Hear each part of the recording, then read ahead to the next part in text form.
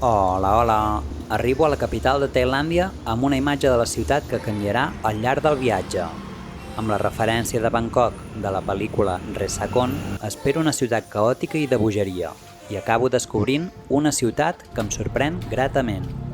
M'instal·lo al barri de Chinatown, ben a prop de l'estació de tren i un bon punt per moure's. I vaig cap al centre de la ciutat, cap al gran temple de Wat Arun, també conegut com el Temple de l'Alba. Aquest és un dels temples més emblemàtics de Bangkok. I acabem visita d'aquí Wat Arun. Ara creuarem el riu una altra vegada amb el petit ferri i cap a Gran Palau.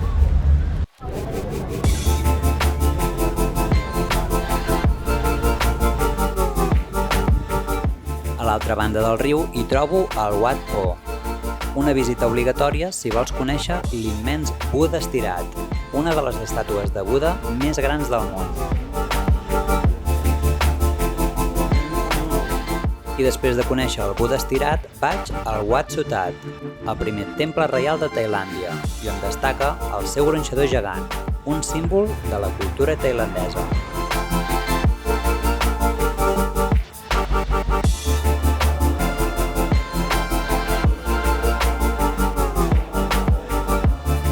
A Bangkok hi ha més de 400 temples i alguns, tot i ser menys coneguts, et permeten viure amb més intensitat la gran sensació de pau que transmeten.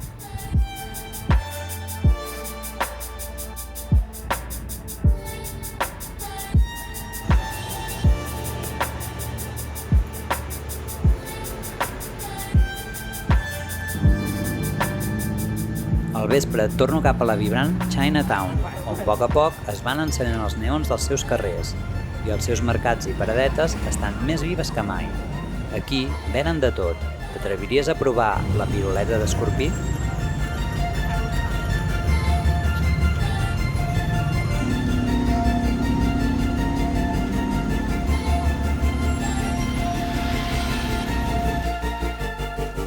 L'endemà segueixo la meva ruta amb el Gran Palau de Bangkok, construït el 1782, i em fascinen la quantitat de detalls que té, des de les figures fins a la jardineria.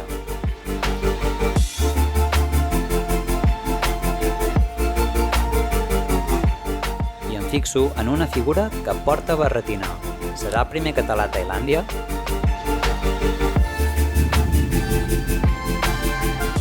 La meva visita acaba amb una petita mostra dels balls i vestits tradicionals de regions de Tailàndia, un espectacle superinteressant. I de la part més cultural a la caòtica i popular Khao San Road, segurament el carrer més famós de Bangkok, bàsicament per la seva vida nocturna. I dins aquesta gran ciutat hi ha un immens parc, un oasis de natura entre els edificis, el Parc Lumpini. D'aquells llocs on sempre hi passen coses, des de fires fins a concerts o activitats esportives. Un lloc ideal per passejar, fer esport o simplement relaxar-nos en un entorn natural, tan natural que a vegades s'hi poden veure escenes dignes de National Geographic.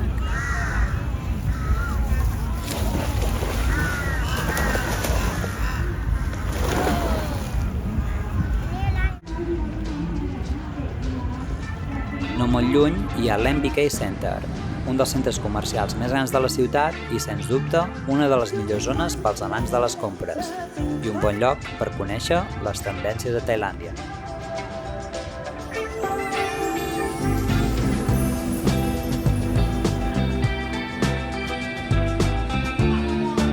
I acabem el dia altra vegada a Lumpini, que avui hi ha concerts.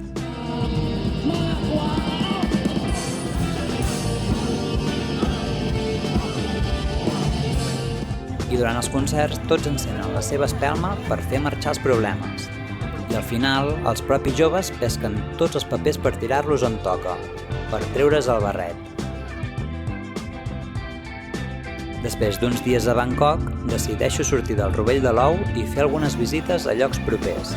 Primera visita al mercat flotant de Dam Noen Saduak. Aquest mercat era important a la regió al ser un dels més populars quan no hi havia les carreteres que tenen avui. Ara és un punt purament turístic, tot i que una experiència curiosa. La següent visita comença a una parada de tren al mig del no-res. Anem al mercat de Mae Klong, famós per trobar-se al voltant de la via, i on es crea una escena interessant quan passa el tren.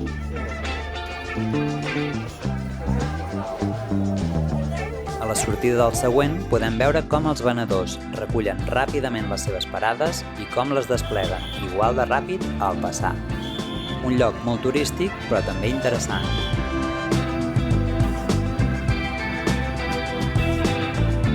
Finalment visito el Wat Sampran, també conegut com el Temple del Drac.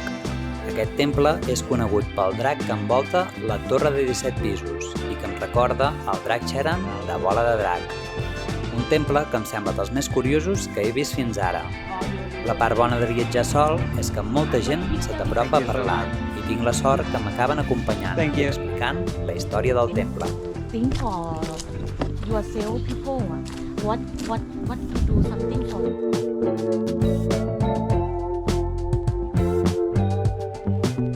Molt recomanable, fàcil d'arribar també amb Grab des de Bangkok.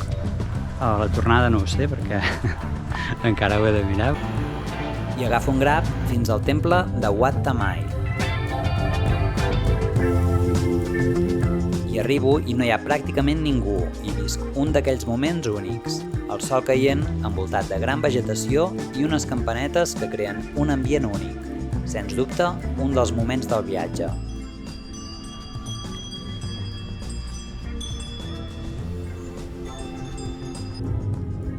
De tornada, aprofito el trajecte per seguir la presentació de tesi d'una amiga. I ja a Bangkok confirmo que aquesta gran ciutat és molt més que una ciutat d'alcohol i descontrol. És una ciutat amb molta vida, moderna i alhora tradicional, amb 1000 plans i per tots els gustos, i sobretot una gent encantadora. Per alguna cosa és la capital del país de la felicitat. Fins aviat, Bangkok!